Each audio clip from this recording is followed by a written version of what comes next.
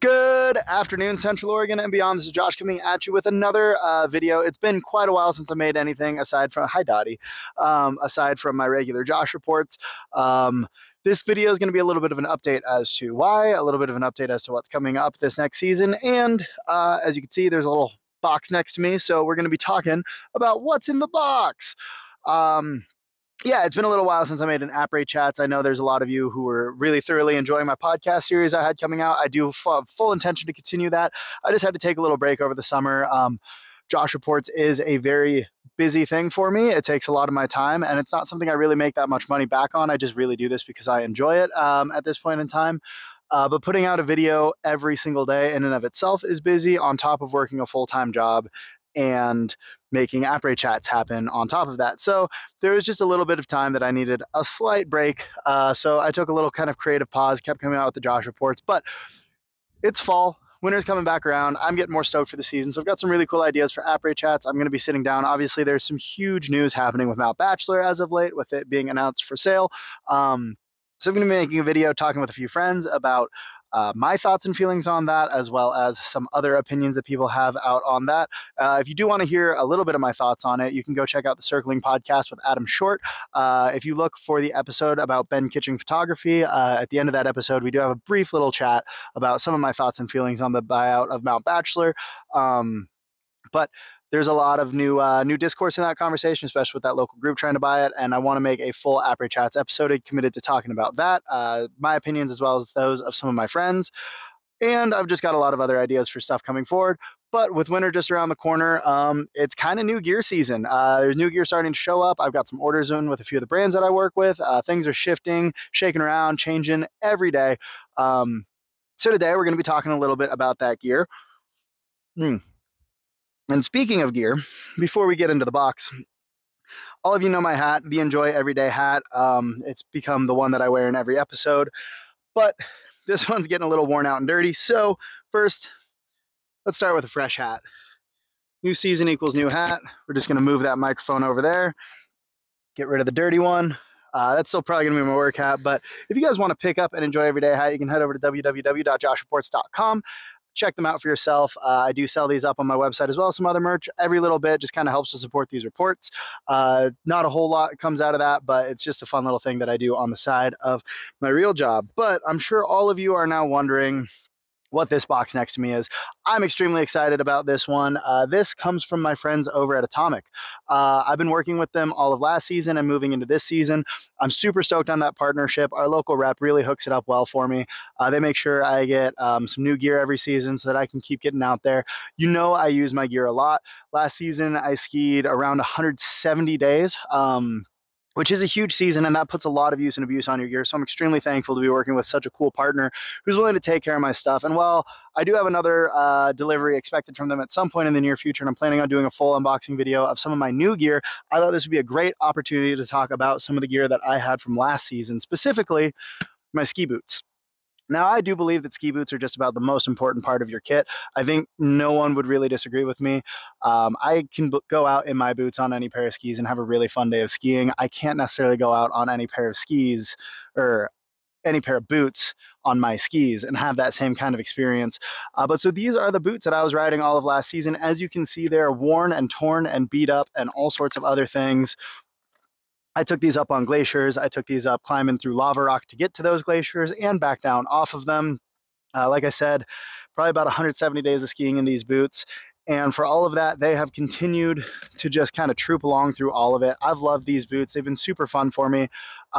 And while I didn't expect it, I didn't really ask for it. I was going to kind of keep rocking these boots and get a different pair of boots for other purposes this season. Because my budget and ability to get gear is, you know, limited to what I am willing to spend and what some sponsors are willing to give me. But Atomic came through heavy and they hooked it up by replacing these with a brand new pair of the exact same boot. I am so stoked about this. Like I said, I love these boots. I obviously rode them a lot last season. This is my first time pulling these ones out of the box. I got them a few days ago, but I wanted to make this video with you guys. set that up right, show off the Atomic. So this is the Atomic Hawx Ultra XTD 130. It is one of their top of the line boots. It's one that they came out with a couple years ago, but it is just an amazing boot. I loved wearing it all of last season. I'm going to tell you some of the things I like about it and some of the things I don't like about it. There's kind of a mix there, but overall, I've thoroughly enjoyed this boot. They've kept my feet warm and cozy and fun and fast in just about any conditions. So just to kind of go over the basics of it, this is a hybrid boot that they have. It's in between, a little more oriented towards resort. It's just a little heavy to be a dedicated backcountry boot, but it performs super well on those uphills. It is a relatively lightweight boot. And of course, it's got that walk mode, and it's got a wild amount of range of motion when you are in that tour mode. Just to kind of show a little bit, like, I guess it's a little hard to do with my hands, but honestly, not that I recommend it. There's been a couple times just moving between parking lots or parking spaces. I've even driven this big rig in these boots and felt pretty comfortable doing so. Again, not that it's something I'd recommend most people do, but I love this boot for a lot of reasons for that. Also, as you'll notice, this is one of their BOA boots. It's the first BOA boot I've ever had, and I actually really like this. It's not a massive difference in terms of usability day to day. Well, there's a lot of things that make it a difference, but it's not like a huge difference from the traditional 4-buckle push down system. But what it does essentially is, instead of those buckles pushing down on top of your foot, this really does serve to wrap your foot a lot more, which for me got a lot more comfortable in general. I do have relatively sensitive feet to what boot they're in. With how many days I've put on them, my feet have taken abuse over the years, and having a comfortable boot is really important, and that BOA system really makes it a lot more comfortable for me. And one of the other things that I noticed last season with that BOA system that I really enjoyed is I wasn't constantly adjusting it through the day. On a traditional 4-buckle boot, and like the boots I had before these, I would notice those buckles would be coming loose throughout the course of the day. Your boot shifts, how your foot fits in it shifts, and those buckles would eventually come loose. And instead of having to retighten them down or forgetting to retighten them down and those buckles just flapping around, honestly, at the beginning of the day, I just tighten this BOA down to where it fits on my foot, and then I leave it. I literally never touch it again through the rest of the day. Sometimes that's a little different with touring. But it's very rare that I'm ever actually touching that BOA after I've set it for my downhill. I love that. I think it's a super nice little system. Of course, it's got this really nice power strap up here where you can really crank it down hard. I thought about replacing those with the actual like power straps and stuff, but this has worked great for me, and I never really felt like I needed to change it out. The buckles, they've got a really nice feature where they lock forward into walk mode. So once they're forward like that, it's just as forward as it can go. It kind of loosens things up for while you're hiking. One of the things I have noticed that's a little bit obnoxious is getting this out of walk mode, especially after you've been in it a while. Your boot's kind of flexed forward in that system. These gates on it, while they hold the buckles in while you're hiking really nicely, they could just be a little fidgety, especially when you're gloves and mittens at the top and trying to get back into ski mode. It can be a little bit obnoxious for that. Of course, that's a pretty minor inconvenience. One of the other things, one of the reasons they're replacing them for me this year is that these bottoms aren't replaceable. So if you do use your boots a ton like I do, you will eventually end up chewing through those.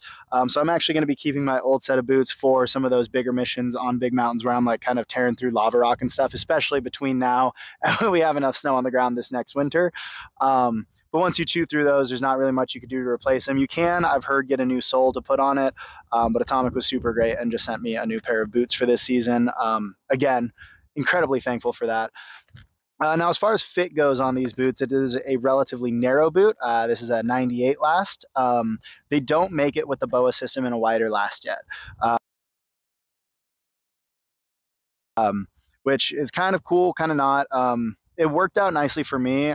Everyone's foot is shaped differently. I've got a really wide forefoot and last, but a really narrow heel. So frequently I do like getting a narrower boot and then just working with my local boot fitter to make sure that that fits me properly. We'll push that last out a little bit. Cool thing about this boot is you can bake the entire thing, shell and all. So it really like conforms to your foot once you've baked it and fitted it. That being said, I do still need to do that with these new boots. It's probably going to be a while till I get that done, but I will make a video about that process for you guys as well. Of course, you all know I work with Powder House. They're one of our awesome local shops here, and the boot fitters there are phenomenal. They've taken care of me for years now. and I absolutely love the work that they do there. So I highly recommend checking them out. You can also look at these boots there if you're interested. I'll also leave a link in my bio to these boots so you can check them out online if you prefer looking that way. But I do recommend trying on a pair of boots at your local ski shop before you're buying them. It just helps make sure it fits your foot right. Like I said, I've loved these ones for a while. One of the only other negatives I have on these ones is truthfully, they're relatively hard to get in and out of. Um, I do love them once I'm in them, but getting my foot into them and out of them at the beginning and the end of the day tends to be a bit of a hassle for me. It just gets really tight up here. It doesn't quite open up as much as that traditional four buckle does, or for those people who use a three-piece boot like a Dalbello or a full tilt, it's definitely going to be a little harder than that. So I don't necessarily recommend it. For some of the older ski population who might struggle with that getting in and out of their boot a little bit more. But if you're looking for a really good hybrid boot that can charge hundreds of days in a season, go uphill, go downhill, and go all around everywhere on the hill that you might need it to go, this is a phenomenal one boot quiver. I've absolutely loved it. Highly recommend the Atomic Hawx Ultra XTD 130.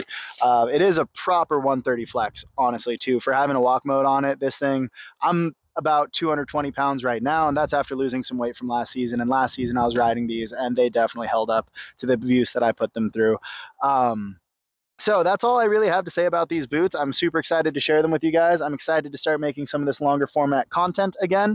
There's going to be some more videos like this, but if you guys have any questions about any of the kit that I used from last season, any of the new gear that I got coming on this season, drop those in the comments below. I'd love to make a video talking about either skis or helmets, goggles, any of that type of stuff y'all might be interested in. But for the time being, you can go over to www.joshreports.com to check out some of the merch, some of the latest episodes coming out. Like I said, I do have some more Après Chats episodes coming in the very near future. But until then, get out there, have some fun, and most important, my friends, whatever you're doing today, do not forget to enjoy every day. Y'all, peace.